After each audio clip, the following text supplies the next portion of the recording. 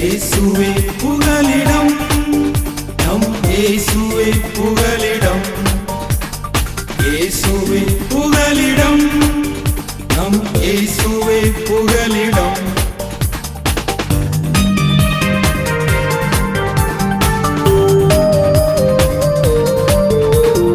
ஆறுகளை நாங்கள் கடக்கும் போதும், மலைகளை தாண்டி நடக்கும் போதும், ஆறுகளை நாங்கள் கடக்கும் போதும், மலைகளை தாண்டி நடக்கும் போதும், இன்னட்டும் எங்களை இமை போல் காத்தது சுவிசேஷம் சொல்வதற்கு.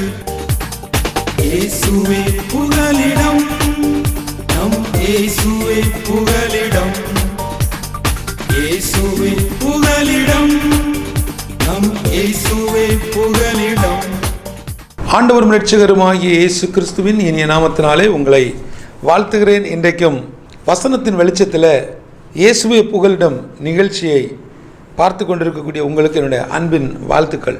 இன்றைக்கு நம்முடைய ஊழியத்தின் பாதைகளில், தரிசன பிரயாணங்களில், இன்னுமாக தேவன் பயன்படுத்தி வரக்கூடிய ஒவ்வொரு பாதைகளையும் நாம் பார்க்கிறோம். தேவனுடைய நடத்துதலை உணர்கிறோம், மற்றவர்களுக்கு அவருடைய வார்த்தைகளை போதிக்கிறோம். இதெல்லாம் செய்தாலும் சில நேரங்களில் நாம் சோர்ந்து விடுவது உண்டு. எல்லாருமே இந்த ஊழியத்தின் பாதையில் இந்த சோர்வு வரும்.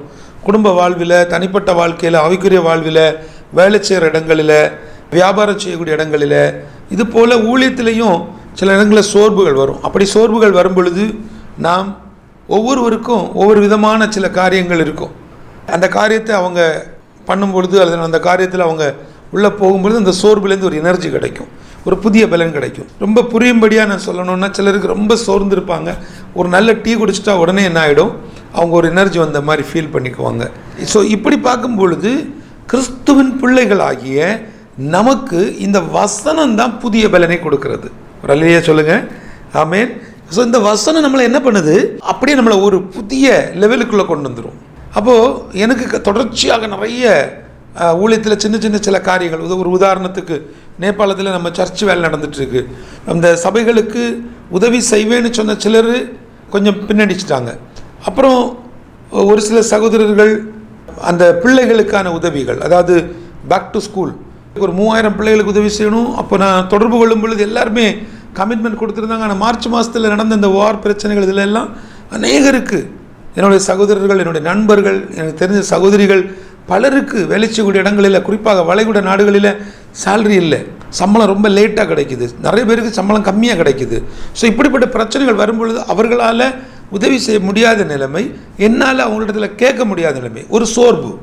ஸோ இப்படியே நீங்கள் வரிசையாக நீங்கள் பார்க்கும்போது எங்களுடைய தொலைக்காட்சி நிகழ்ச்சிகள் டிவியில் வரல அப்படின்னு சொன்னால், அந்த டிவி சேனல் பணம் கட்டணும், அந்த சேனலுக்குடைய பணத்தை ப்ராப்பராக கட்டலை அப்படின்னா உடனே அதுக்கு ஒரு பிரச்சனை வரும்.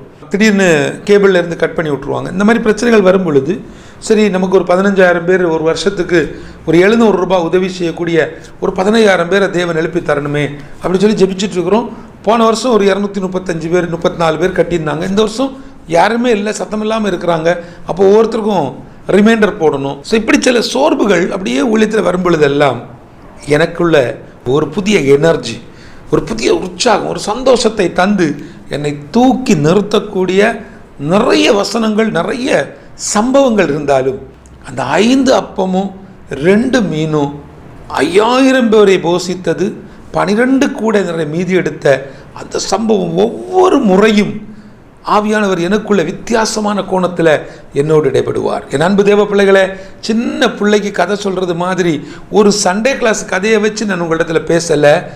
நீங்களும் நானும் ஆராதிக்கக்கூடிய ஜீவனுள்ள தெய்வமாகிய இயேசு இந்த உலகத்தில் வாழ்ந்த நாட்களில் அவர் செய்த எண்ணற்ற அற்புதங்களில் ஒன்றுதான் இந்த 5 அப்பத்தையும் கொண்டு 2 மீனையும் கொண்டு 5000 பேரை போஷித்து மிச்சம் எடுத்தது. யோவான் 6வது அதிகாரத்தில் உள்ள 9வது வசனத்தை நான் உங்களுக்கு மையப்படுத்தி இன்றுள்ள செய்தியை நான் உங்கள் மத்தியில் பகிர்ந்து கொள்ள வாஞ்சிக்கிறேன். இந்த நாளினுடைய செய்தியின் தலைப்பு அசாத்தியமும் சாத்தியமே. அருமையான தேவ பிள்ளைகளே, இங்கே ஒரு அசாத்தியமான காரியம் நடக்காது. எப்படி முடியும்? 5 அப்பம் 2 மீன் எனக்கே பத்தாது. ஆனால் என் முன்னாடி இருக்கக்கூடிய இத்தனை ஆயிரக்கணக்கான மக்களை நான் எப்படி போஷிக்க முடியும்? ஆனால் இயேசு அதை சாத்தியப்படுத்தி இருக்கிறார். இங்கே இந்த யோவான் 6வது அதிகாரத்தில் 9வது வசனம் சொல்லுகிறது, இங்கே ஒரு பையன் இருக்கிறான், அவன் கையில் 5 வாற்கோதுமை அப்பங்களும் 2 மீன்களும் உண்டு. இங்கே ஒரு பையன் இருக்கிறான், ஒரு சிறுவன் இருந்தான், அவன்கிட்ட 5 அப்பமும் 2 மீனும் இருக்குது. அங்கே அப்பம் இருக்கு, மீன் இருக்கு.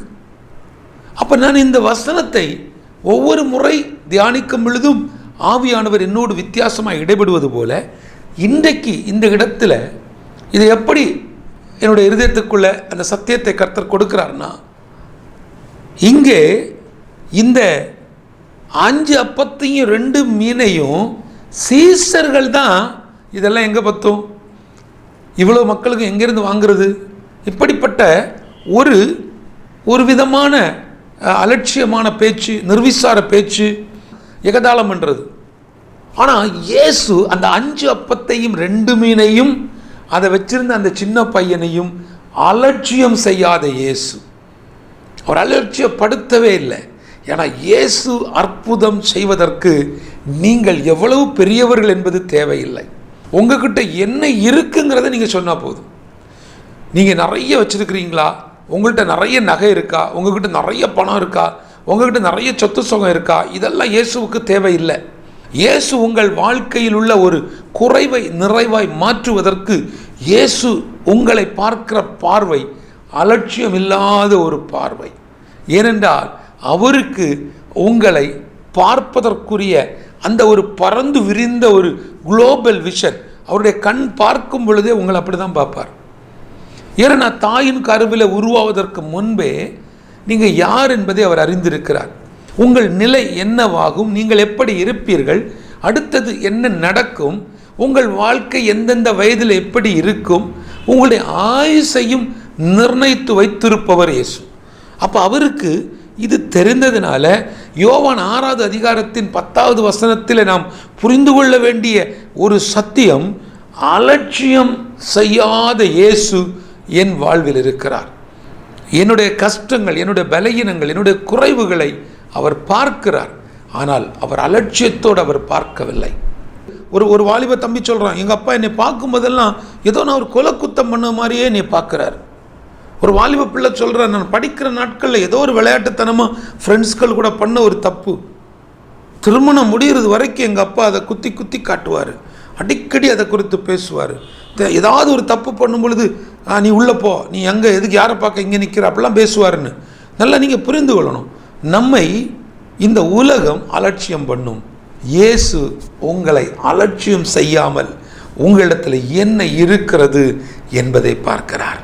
சிறுவன் இருந்தான், 5 அப்பம் இருந்தது, 2 மீன் இருந்தது. அப்போ இயேசு நம்மை அலட்சியம் செய்யாமல் பார்க்கிறார். இங்கே 10வது வசனம் சொல்லுகிறது, இயேசு ஜனங்களை உட்கார வையுங்கள் என்றார். அந்த இடம் மிகுந்த புல்லுள்ளதாய் இருந்தது. பந்தி இருந்த புருஷர்கள் ஏறக்குறைய 5000 பேராய் இருந்தார்கள். நீங்கள் நல்லா புரிந்து கொள்ளணும், இந்த வசனம் ரொம்ப தெளிவாக சொல்லுது. வரலாற்று பின்னணியிலையும் இருக்குது. இருந்தவங்க 5000 பேர் இல்லை, இன்னும் பல மடங்கு இருந்திருக்கிறாங்க. ஏறக்குறைய புருஷர்கள் 5000 பேர். புருஷர்களே 5000 பேர் இருந்தா, நான் அடிக்கடி இதை நினச்சி பார்ப்பேன், புருஷர்களே 5000 பேர் இருந்தால் அங்கே பெண்கள் எவ்வளோ பேர் இருந்திருப்பாங்க, பிள்ளைகள் எவ்வளோ பேர் இருந்திருப்பாங்க. அதுவும் இயேசு வந்திருக்கிறாருன்னா சும்மாவா, சாதாரணப்பட்ட காரியமா அது? அந்த ஜனங்கள் இயேசுக்கு பின்னாடியே போகிறாங்க. அவர் என்ன செய்கிறாரு, அங்கே அந்த மக்களுக்கு அவர் தன்னுடைய வார்த்தைகளை பேசுகிறார். தன்னுடைய அந்த மலைக்கு மேலே ஏறி இருந்து அந்த பிரசங்கத்தை கொடுக்கும் பொழுது அந்த ஜனங்கள் கர்த்தருடைய வார்த்தையில் அப்படியே உட்கார்ந்துருக்கிறாங்க. எனக்கு ஒரு காரியம் ஞாபகத்துக்கு வருது.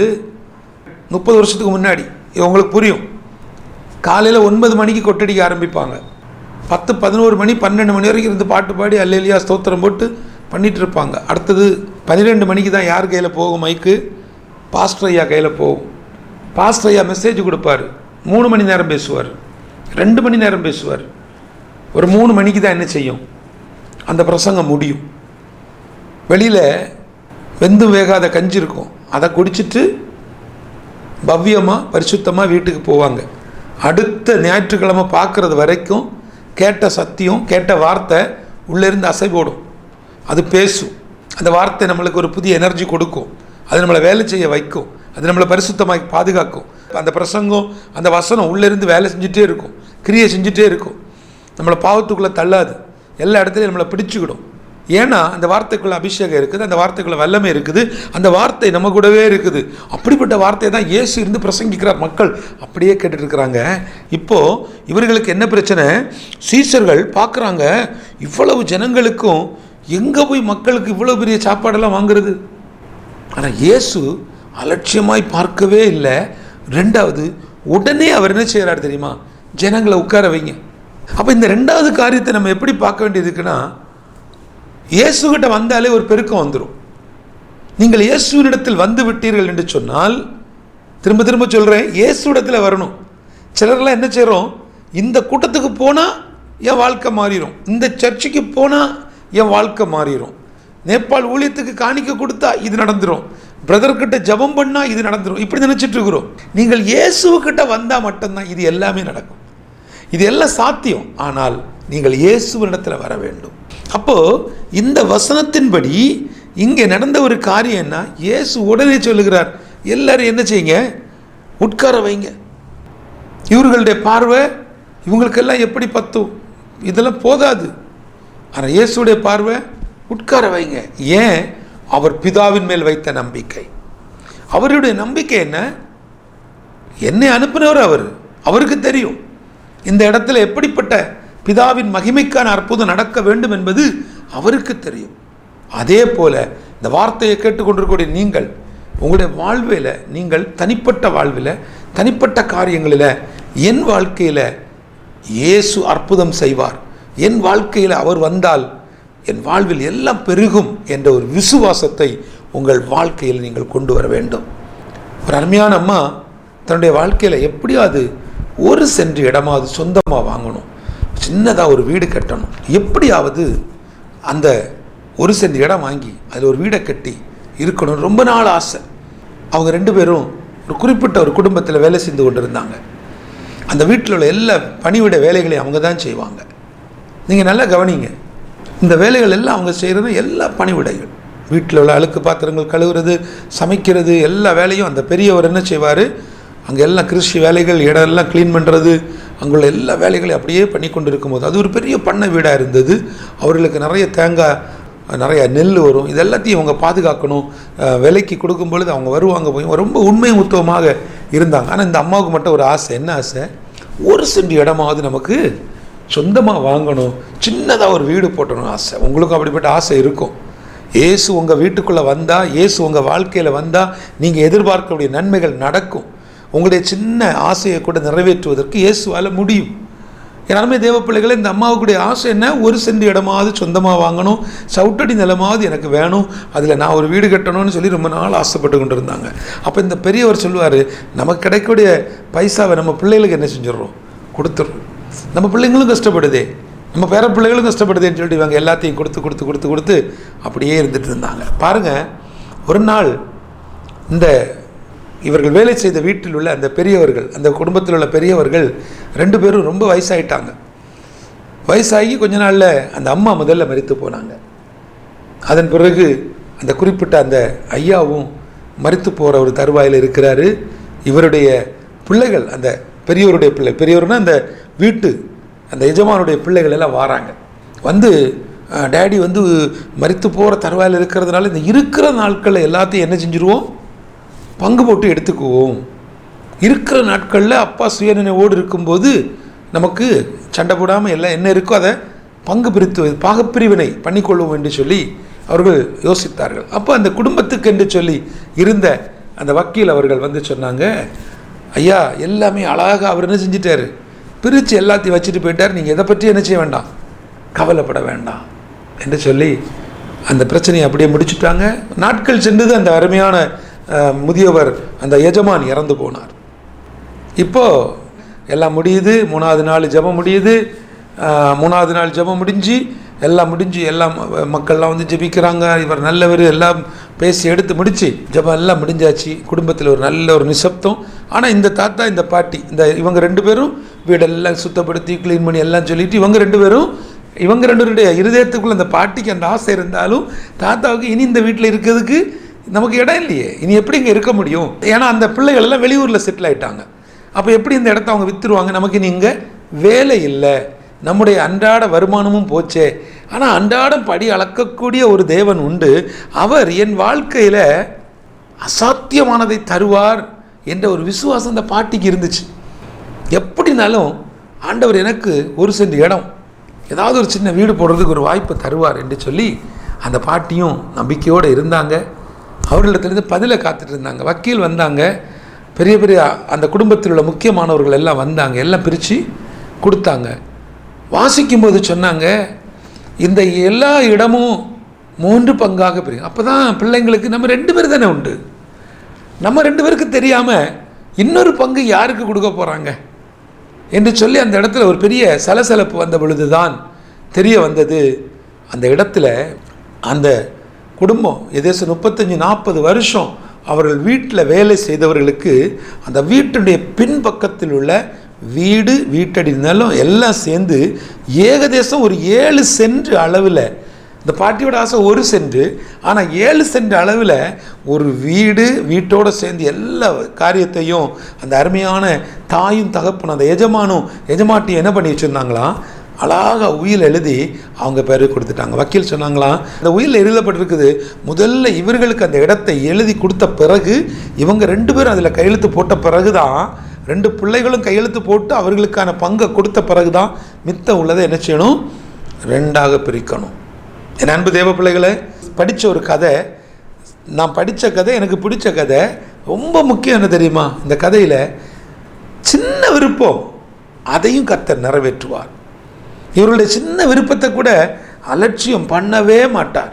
உங்களுடைய சின்ன விருப்பத்தை நிறைவேற்றுவதற்கு நீங்கள் இயேசுவிடத்தில் வாருங்க, அவர் உங்களை அலட்சியமாய் பார்க்கவே மாட்டார். ஒரு சில பிள்ளைகள் சொல்லுவாங்க, இந்த சின்ன சின்ன காரியத்துக்கெல்லாம் இயேசுப்பட்ட போய் ஜெபிக்கணுமா?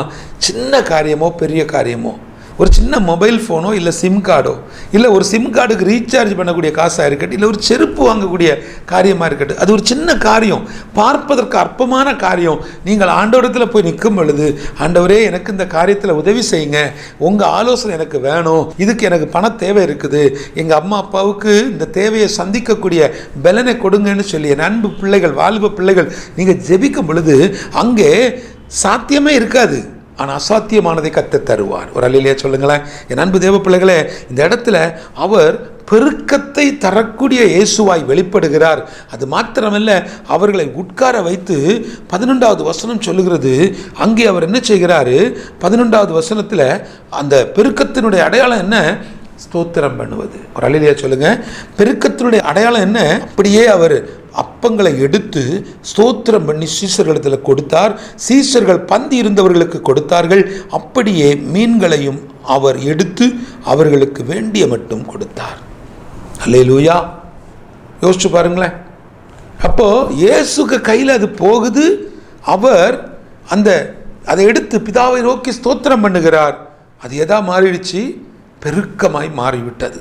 அங்கே பாருங்கள், வசனம் சொல்லுகிறது, எல்லாரையும் உட்கார வச்சு சீசர்கள் பந்திர்களுக்கு கொடுத்துக்கிட்டே இருக்கிறாங்க, மீன்களையும் கொடுத்துக்கிட்டே இருக்கிறாங்க, அவங்க சாப்பிட்டுக்கிட்டே இருக்கிறாங்க. உங்கள் தேவைகள் சந்திக்கும் வரை, உங்கள் தேவைக்கு தக்கதாக, உங்களுடைய திராணிக்கு தக்கதாக உங்களுக்கு என்னெல்லாம் தேவை அதை கொடுத்து கொண்டே இருப்பார். ஆனால் இதெல்லாம் அவர் தரணும்னா நீங்கள் முதல்ல உங்களை அவரிடத்தில் கொடுக்கணும். உங்களோட தனிப்பட்ட வாழ்க்கையை கர்த்தரிடத்தில் கொடுக்கணும், இயேசுவிடத்தில் கொடுக்கணும். உங்கள் வாழ்க்கையை அவரிடத்தில் கொடுத்தாதான், அவர் உங்கள் வீட்டுக்குள்ளே வந்தாதான் உங்கள் வீட்டுக்குள்ளே இப்படிப்பட்ட ஒரு பெருக்கத்தின் ஆசீர்வாதத்தை நீங்கள் பார்க்க முடியும். முதல் பாயிண்ட், அலட்சியம் செய்யாதவர் நம் இயேசு. 2வது, பெருக்கத்தை மட்டும் தருபவர் நம் இயேசு. 3வது, யோவான் 6வது அதிகாரத்தில் உள்ள 12வது வசனம், இந்த வசனம் சொல்கிறது, அவர்கள் திருப்தி அடைந்த பின்பு அவர் தம்முடைய சீசர்களை நோய் ஒன்றும் சேதமாய் போகாதபடிக்கு மீதியான துணிக்கைகளை சேர்த்து வையுங்கள் என்றார். இந்த 3வது பாயிண்ட் ஒவ்வொரு தனி மனிதனுடைய வாழ்க்கையில் முக்கியமான ஒரு காரியம். என் அன்பு தேவ பிள்ளைகளை, மிச்சம் எடுக்கக்கூடிய, சேமிக்கக்கூடிய ஒரு அனுபவம் ஒவ்வொரு தனி மனிதனுக்கும் தேவை. இன்றைக்கு இந்த ஒரு சின்ன சம்பவத்தை கொண்டு என் ஆண்டவர் ஒரு சாத்தியமில்லாத சில காரியங்களை அசாத்தியமாய் உங்களுக்கு தரப்போகிறார், சாத்தியப்படுத்துவார். உங்கள் லைஃப்பில் அது சாத்தியம் இருக்காது. யாரையுமே அற்பமாக பார்க்குறோம் இல்லை, அலட்சியமாக பார்க்காதீங்க. ஏன்னா நீங்கள் மனுஷனை பார்க்குற பார்வை வேற, நீங்கள் என்னை பார்க்குற பார்வை வேற. இவரை கொண்டு என்ன செய்ய முடியும், இவனால் என்ன பண்ண முடியும்? 5-6 மிஷனரிகள் இருக்காங்க, இதை வச்சு இல்லை. 3 கோடி ஜனங்களுடைய உயிர் மீட்சியை கர்த்தர் நம் கரங்களில் கொடுத்திருக்கிறார். அவர் என்னை அலட்சியமாய் பார்க்கவில்லை. நான் நேபாள் தேசத்தை நான் அலட்சியமாய் பார்க்கவில்லை. என்னுடைய ஒரே நம்பிக்கை, அந்த தேசத்தினுடைய மிகப்பெரிய மாற்றத்திற்கு எல்லாமே சாத்தியம். ஏனென்றால் அசாத்திய காரியங்களை செய்யக்கூடிய இயேசு நம் வாழ்வில் இருக்கிறார். என் அன்பு தேவ பிள்ளைகளை, இந்த 12வது வசனத்தை நான் திரும்ப ஒருக்க படிக்கிறேன். அவர்கள் திருப்தி அடைந்த பின்பு அவர் தம்முடைய சீஷர்களின் ஒன்றும் சேதமாய் போகாதபடிக்கு மீதியான துணிக்கைகளை சேர்த்து வையுங்கள். என் அன்பு பிள்ளைகள், வாலிப பிள்ளைகள் பார்த்துட்டு இருக்கிறீங்கன்னா, உங்கள் வீட்டுக்குள்ளே சில காரியங்களை சேதப்படுத்துகிறீங்க, பாழ்படுத்துகிறீங்க, வீண்படுத்துகிறீங்க. உங்களுக்கு தேவை கொஞ்சம், ஆனால் அளவுக்கு அதிகமாய் வைத்து அதை வீணடிக்கிறீங்க. உங்களுக்கு தேவை ஒரு கொஞ்சம் இடம், கொஞ்சம் நிலம், கொஞ்சம் காரியங்கள், ஆனால் அள்ளி வைக்கிறீங்க. 50 வீடு, 20 வீடு, 10 வீடு, 30 வீடு, அதுலேருந்து கிடைக்கக்கூடிய வருமானம், இதை வச்சு பாருங்கள், அது வந்து ரொட்டேட் ஆகிட்டே தான் இருக்கும். அதை வச்சு நீங்கள் ரொட்டேட் பண்ணிகிட்டே தான் இருப்பீங்க. ஆனால் முடிக்கும்போது சொல்கிறேன், ஆண்டவர் உங்களை இம்மட்டும் ஆசீர்வதித்திருப்பது, இவ்வளோ தூரம் அவர் உங்களை ஆசீர்வதித்திருப்பது எதுக்காக தெரியுமா? அவர் உங்களை ஆசீர்வதித்தது மற்றவர்களை ஆசீர்வாதமாய் மாற்றுவதற்கு. அந்த மிச்சத்தை எடுத்து பாருங்க, இங்கே வசனம் சொல்லுகிறது, அந்தபடியே அவர்கள் சேர்த்து வார்கோதுமை அப்பங்கள் 5 அவர்கள் சாப்பிட்டு மீதியான துணிக்கைகளினாலே 12 கூடைகளை நிரப்பினார்கள். இந்த சம்பவம் நடந்த உடனே மனுஷர்களுக்குள் ஒரு சலசலப்பு. உங்கள் வாழ்க்கையில் நீங்கள் செய்யக்கூடிய மாற்றங்கள் எங்கே ஆரம்பிக்க வேண்டும்? உங்கள் வீட்டுக்குள்ளே. அந்த வீட்டுக்குள்ளே ஒரு மாற்றத்தை நீங்கள் செய்யணும்னு நினைக்கும் போது முதல்ல உங்கள் இருதயத்தில் ஒரு மாற்றம் உண்டாகணும். இந்த வசனம் சொல்லுகிறது, 3வது பாயிண்ட் என்ன தெரியுதா? பற்றாக்குறையை தராதவர் நம் இயேசு. பற்றாக்குறைக்கு இடமே கிடையாது. அவர் ஒரு நாள் நமக்கு ஷார்ட்டேஜ் தரமாட்டார். நம்முடைய வாழ்வில் எல்லாமே. ஆனால் எதிர்பார்க்கிறது என்ன? சேதப்படுத்தாதீங்க, வேஸ்ட் பண்ணாதீங்க, ஃபுட்டை வேஸ்ட் பண்ணாதீங்க, தேவையில்லாமல் எல்லாத்தையும் சேர்த்து சேர்த்து சேர்த்து அதை வீணாக்கிறாதீங்க. எத்தனையோ குடும்பங்கள் அப்படிப்பட்ட காரியத்தை செய்கிறோம். ஒருவேளை கர்த்தர் உங்களுடைய இதயத்தில் பேசியிருக்கலாம். அருமையான தேவ ஊழியர்கள் இதை பார்த்துட்டு இருக்கிறீங்க. சேர்த்து சேர்த்து வைக்கிறது, இதை வாங்க போகிறேன், அதை வாங்க போகிறேன், அதை பண்ண போகிறேன், இதை பண்ண போகிறேன். எத்தனையோ சபைகள், எத்தனையோ தேவ ஊழியர்கள், எத்தனையோ ஸ்தாபனங்களில் சேர்த்து வைத்த பணங்கள் யாருக்கும் பிரயோஜனப்படாமல் வீணாய் போனதை அந்த 500 ரூபா நோட்டு மாறும்போது பார்த்தோம், கண்கூட பார்த்தோம். மனவேதனையோடு சொல்லுகிறேன், இருக்கிறதுல திருப்தியாயிருங்க. ஏனென்றால் அவர் நம்மை அலட்சியமாய் பார்க்கவில்லை. அவர் பெருக்கத்தை தந்து கொண்டிருக்கிறார். உங்களுடைய எல்லா குறைவுகளையும் அவர் நிறைவாய் மாற்றுவார். எல்லாவற்றுக்கும் மேலே மிச்சம் எடுக்க என் தேவன் கிருபை செய்வார். கண்களை மூடி ஜெபிப்போமா? கிருபையும் இரக்கமும் நிறைந்தவரே, அசாத்தியமும் எங்கள் வாழ்வில் சாத்தியம் என்பதை இந்த சம்பவத்தின் மூலமாக நாங்கள் தியானித்தோம். ஒரு அன்பின் பகிர்வை என் ஜனங்களுக்கு கொடுத்திருக்கிறேன். எங்களுடைய பங்காளர்களை, எங்களுடைய ஆண்டவரே இந்த பார்வையாளர்களை, தொடர்ச்சியாக இந்த தொலைக்காட்சி நிகழ்ச்சிகளை பார்த்து கொண்டிருக்கக்கூடிய இவர்களை நிறைஞ்ச மனசோடு பிதா குமாரன் பரிசுத்தாவின் நாமத்தினால மனதார ஆசீர்வதிக்கிறேன். கர்த்தாவே, இவர்களுடைய வாழ்வில் யாரையும் அலட்சியமாய் பார்க்காமல் ஆண்டவரே, நீர் எங்களுக்கு செய்த ஒவ்வொரு பெருக்கங்களையும் நாங்கள் நன்றியோடு நினைத்து பார்ப்பதற்கு கிருபை பாராட்டுங்க. எங்கள் வாழ்வில் நாங்கள் மீந்ததை சேமிப்பதற்கு, மற்றவர்களுக்கு பிரயோஜனப்படுத்துவதற்கு, நீர் தந்த ஆசீர்வாதத்தினாலே மற்றவர்களுடைய வாழ்க்கையை ஆசீர்வாதமாய் மாற்றுவதற்கு நீர் எங்களுக்கு கிருபை பாராட்டுங்க. இன்றைக்கும் தங்களுடைய குடும்பத்தின், தங்களுடைய தலைமுறை ஆசீர்வாதத்துக்காக, நேபாள் தேசத்துக்காக, இந்த ஒளிபரப்புக்காக விதைத்து கொண்டிருக்கக்கூடிய என் அருமையான பிள்ளைகளை ஆசீர்வதியும், பலப்படுத்தும். உடைய பரிசுத்த கரம் இவர்களை தொடுவதாக பிதா குமாரன் பரிசுத்தாவின் நாமத்தினால நிறைஞ்ச மனசோடு இவர்களை ஆசீர்வதித்து ஜெபிக்கிறனப்பா. நன்மைகள் உண்டாகட்டும், கிருபைகள் உண்டாகட்டும், ஐஸ்வர்யமும் ஆசீர்வாதம் உம்முடைய கரத்திலிருந்து உண்டாகட்டும். கர்த்தர் கொடுத்த நல்ல சபை கூடி வருதலுக்காய் நன்றி செலுத்துகிறேன். கொடுத்த நல்ல போதகர்களுக்காய், மேய்ப்பர்களுக்காய், சுவிசேஷ ஊழியர்களுக்காய் நன்றி செலுத்துகிறோம். எல்லாவற்றுக்கும் மேலே இன்றைக்கு நேபாள் தரிசனத்திற்காக நான் மிஷினரியை தாங்குகிறேன், நான் பிள்ளைகளை தாங்குகிறேன், பேக் டு ஸ்கூலுக்கு உதவி செய்கிறேன் என்று சொல்லி அப்பா பொருத்தனை எடுத்த ஒவ்வொரு தனி நபர்களுக்காக ஜெபிக்கிறேன். ஆண்டவரே, நீர் பலப்படுத்தும், ஆசீர்வதியும், அன்பினால் நிரப்பும். இந்த நாளுடைய வார்த்தை அநேருக்கு பிரயோஜனமாய் மாறட்டும். இயேசுவின் மூலம் ஜெபிக்கிறேன் நல்ல பிதாவே. ஆமேன், ஆமேன். எனக்கு மிகவும் பிரியமான என் அன்பு தேவஜனமே, என்னுடைய வார்த்தை உங்களுடைய வாழ்க்கையை மாற்றும், உங்களுக்கு ஒரு புதிய உற்சாகத்தை கொண்டு வரும் என்று சொல்லி விசுவாசிக்கிறேன். ஒருவேளை இந்த வசனம், இந்த வார்த்தை, இந்த அன்பின் பகிர்வு உங்களுக்கு பிரயோஜனமாக இருந்தால் என்னோடு கூட தொடர்பு கொள்ளுங்க. நேபாள் ஊழியத்திற்காக அதிகமாக செபிங்க. இந்த தொலைக்காட்சிக்காக, குறிப்பாக இந்த ஒளிபரப்பிற்காக அதிகமாக நீங்கள் செபிங்க. பெரிய தேவைகள் உண்டு, மிகப்பெரிய காரியங்கள் உண்டு. கர்த்தர் உங்களை கொண்டு என்ன செய்ய சித்தமாக இருக்கிறாரோ அந்த காரியங்கள் நடந்தே தீரும்.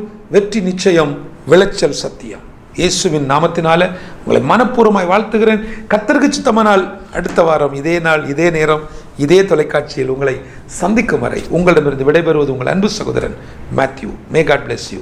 நாள் ஒன்றை தந்தே நன்மை செய்ய, பொழுதொன்றை உயிர் வாழ்ந்திட, காலங்கள் யாவும் உனக்காக காத்து நின்று எனக்காக. நாளொன்றை தந்தேன் நன்மை செய்ய, பொழுதொன்றை உயிர் வாழ்ந்திட, காலங்கள் யாவும் உனக்காக காத்து நின்று எனக்காக.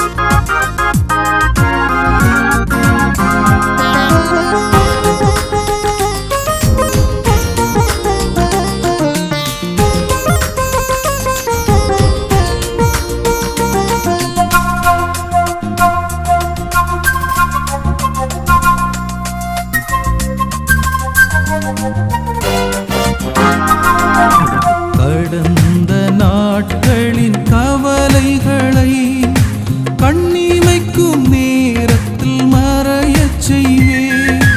கடந்த நாட்களின் கவலைகளை கண்ணிமைக்கும் நேரத்தில் மறையச் செய்வேன். இந்த நாளின் இன்னல்களை இல்லாமல் உனக்கு அருளிச் செய்வேன். இந்த நாளின் இன்னல்களை இல்லாமல் உனக்கு அருளிச் செய்வேன். நானே கர்த்தர், நானே கர்த்தர், நானே கர்த்தாதி கர்த்தர். நானே கர்த்தர், நானே கர்த்தர், நானே மாறாத கர்த்தர்.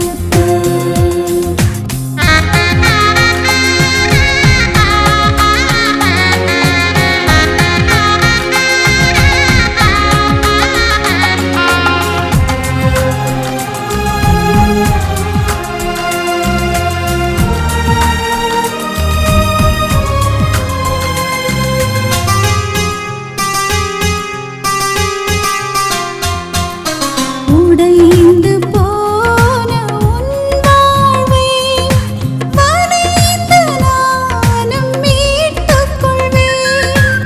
உடைந்து போன உன் வாழ்வை வனைந்து நானும் மீட்டுக் கொள்வேன். கடந்து போகும் பாதையெல்லாம் காற்றையும் கடலையும் அதட்டிடுவேன். கடந்து போகும் பாதையெல்லாம் காற்றையும் கடலையும் அதட்டிடுவே. நானே கர்த்தர்,